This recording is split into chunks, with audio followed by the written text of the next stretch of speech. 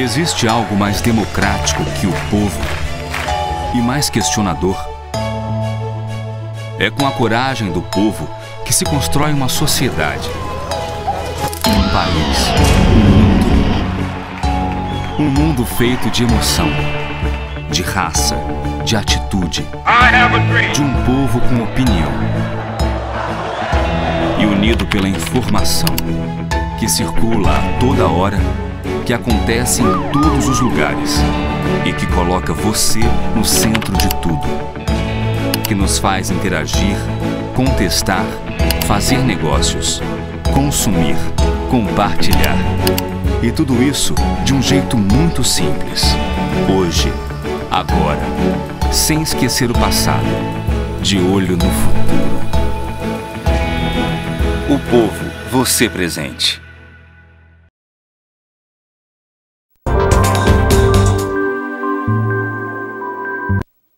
Estamos de volta aqui com o programa Vida e Saúde e o nosso convidado desse bloco vai explicar tudo sobre a cirurgia, né? Cirurgia de redução de estômago, que é o presidente da Sociedade Cearense de Cirurgia Bariátrica, Dr. Eladio Feitosa, que está aqui conosco. Dr. Eladio, quais são os tipos de cirurgia que existem hoje para quem quer perder peso? Quem quer perder peso não devia pensar inicialmente em cirurgia. Quem quer perder peso deveria pensar em ter hábitos saudáveis. Uma boa alimentação, uma boa prática de atividade física, e isto é que é o fundamental.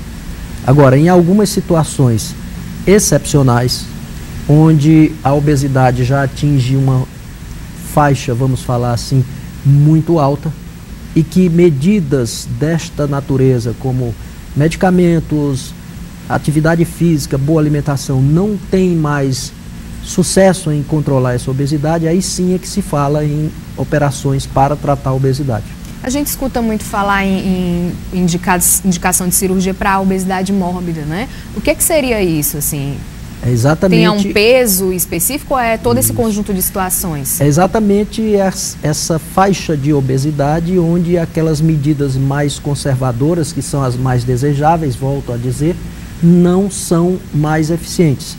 Então estabelece-se um conceito de obesidade mórbida a partir de um índice onde se faz a relação entre peso e altura das pessoas, e esse valor, sempre que for igual ou superior a 40, coloca o paciente na faixa da obesidade mórbida. É nessa faixa, então, que se preconiza a adoção de tratamento cirúrgico. Existe paciente que chega para o senhor que não está nessa situação e quer fazer uma cirurgia de redução?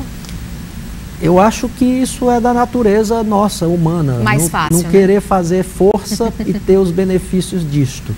Na realidade, hoje em dia, em função da enorme divulgação que isto vem tendo, programas como este seu, por exemplo, que servem para alertar as pessoas e orientá-las nesse sentido, nós temos visto muito menos isso. Há tempos atrás existia um pouco mais, mas hoje em dia praticamente os pacientes já se conscientizaram e eles nos procuram quando estão realmente naquela faixa e muitas vezes são referenciados por outro profissional, ou pelo cardiologista, endocrinologista, o próprio clínico, dependendo, claro, de que tipo de repercussão a obesidade está causando neles. Eu, pesquisando sobre esse tema, eu ouvi falar em 3 tipos de cirurgias, né? O senhor pode caracterizar? Existem mais tipos? Como é que está isso, a evolução desses métodos?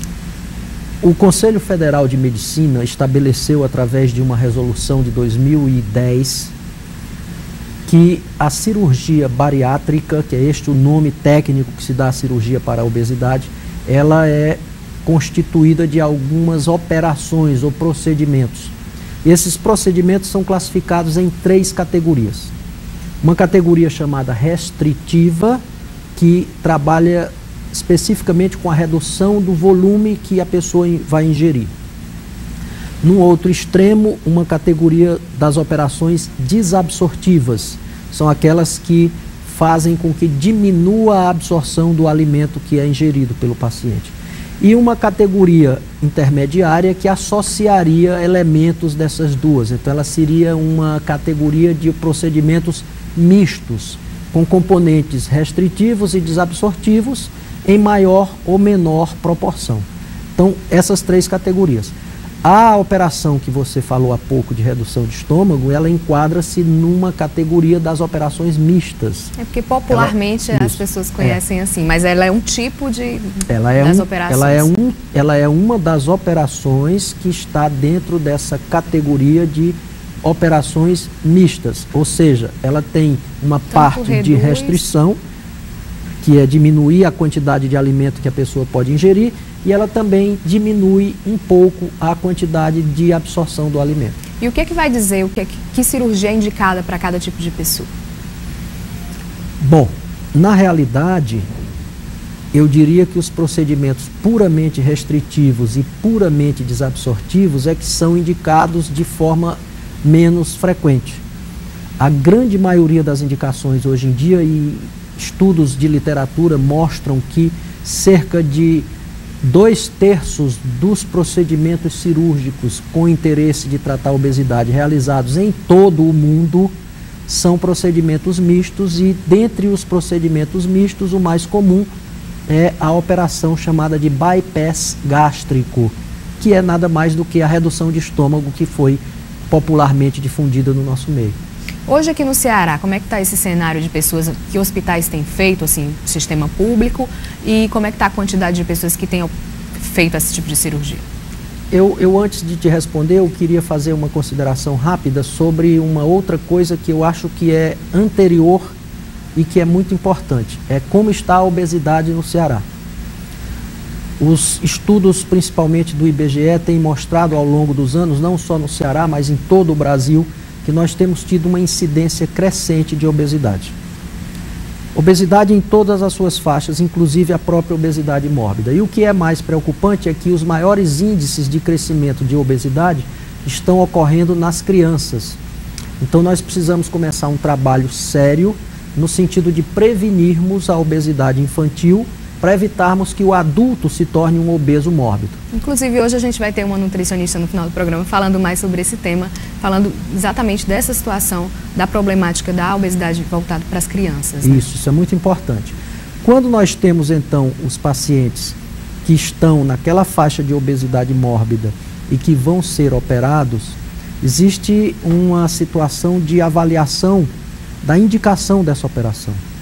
Ela é indicada exatamente quando aquelas medidas falharam em resolver o problema e quando outras doenças que são ou diretamente consequências da grande obesidade ou estão sendo facilitadas o seu aparecimento pela obesidade, já estão presentes. Por exemplo, hipertensão arterial de difícil controle, diabetes, doenças articulares, o que nós chamamos de síndrome metabólica, que mexe com aquelas coisas de muito colesterol muito aumentado e tudo isso, porque isso aumenta o risco de morte. Doenças hipertensão arterial, aumenta o risco de você ter doenças cardíacas coronarianas, ter derrame cerebral e coisas desse tipo. Então, nessa fase é que se considera fazer tratamento cirúrgico, estaria indicado aí sim. E o procedimento em si, quanto tempo ele dura? As pessoas têm muita curiosidade. Qual é a anestesia que é utilizada? Fale um pouquinho sobre o procedimento. O procedimento que é, como eu falei, o mais comum de todos é o de redução de estômago ou o bypass gástrico. Ele é atualmente realizado por videolaparoscopia. É, na essência, o mesmo procedimento, apenas com pequenas diferenças, e a grande diferença está justamente na agressão para o organismo. Quando se fazia operações com grandes incisões, que são os cortes cirúrgicos, aquilo ali, mais dor, demora na recuperação, a agressão ao organismo é maior.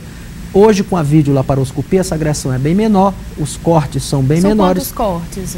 Variam de 4 a 6, dependendo... 6 cortezinhos pequenos para a introdução do instrumental cirúrgico, e nós vamos ter, então, a visão através de uma ótica que, acoplada a uma câmera, projeta uma imagem num grande monitor. Então isso traz uma vantagem para o cirurgião, que a visibilidade não fica prejudicada. E aí então essas cirurgias são feitas. A duração em média é de 1h30 a 2 horas, dependendo obviamente de um ou outro fator especial e pessoal de cada paciente, e anestesia geral sempre. E a recuperação ela é feita seguindo uma série de processos, principalmente voltados para a realimentação que aí nós vamos ter com certeza a nutricionista falando sobre isso. E quais são os riscos da cirurgia?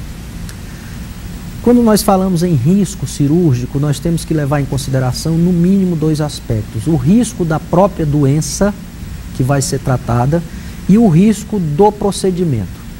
Geralmente esse risco, quando nós falamos nos obesos mórbidos, ele é muito mais intenso em relação à doença e o que ela já causou de desequilíbrios no organismo. E o risco das operações que existem são de várias naturezas. Por exemplo, qualquer operação tem risco de infecção, qualquer operação tem risco de sangramento e qualquer operação tem risco de morte.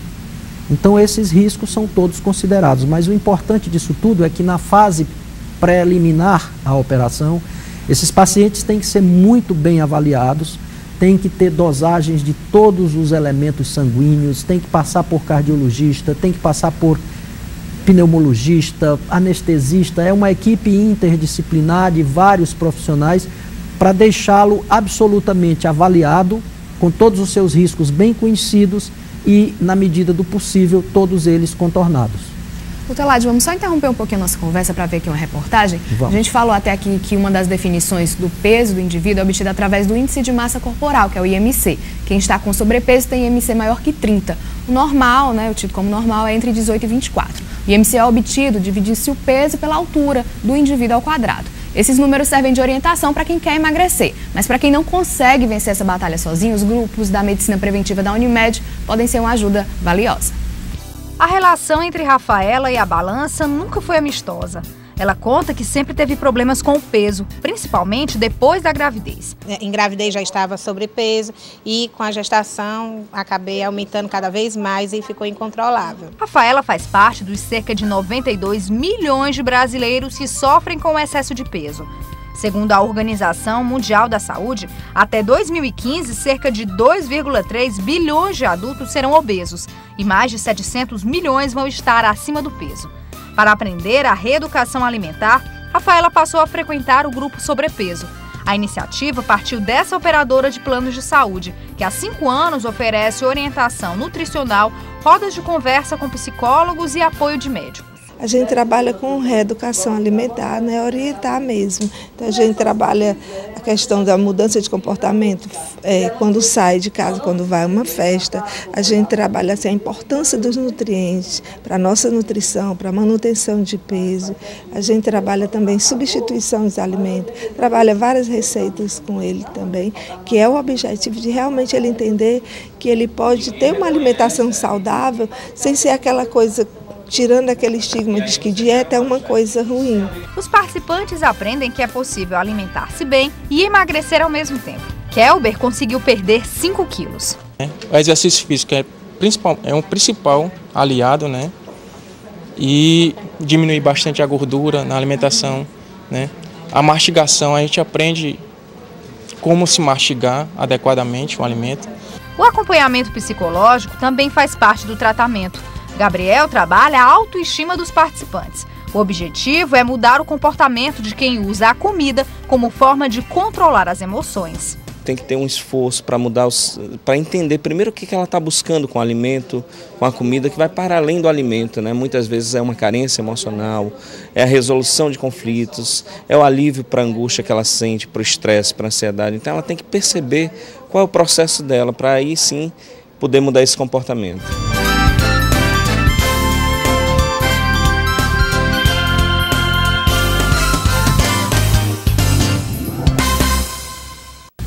Eu quero aproveitar e agradecer aqui a presença do Dr. Eladio. Gostaria de deixar uma mensagem final, Dr. Eladio, para a gente encerrar esse bloco?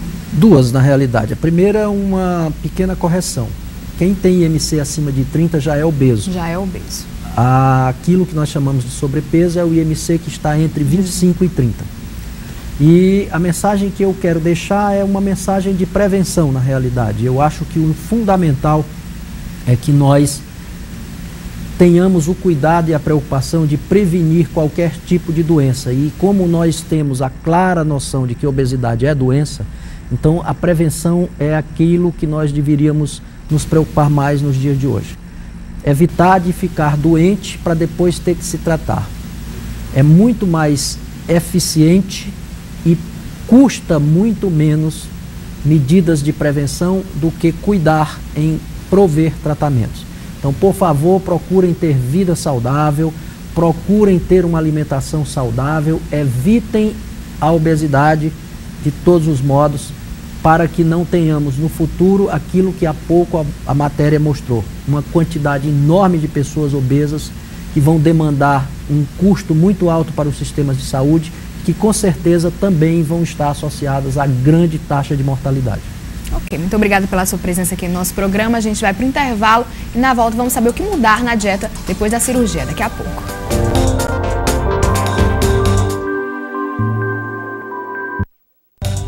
Vida e Saúde. Apoio cultural Unimed Estilo. Exclusividade para viver o melhor da vida. E Evangelista Torquato, Centro de Reprodução Humana.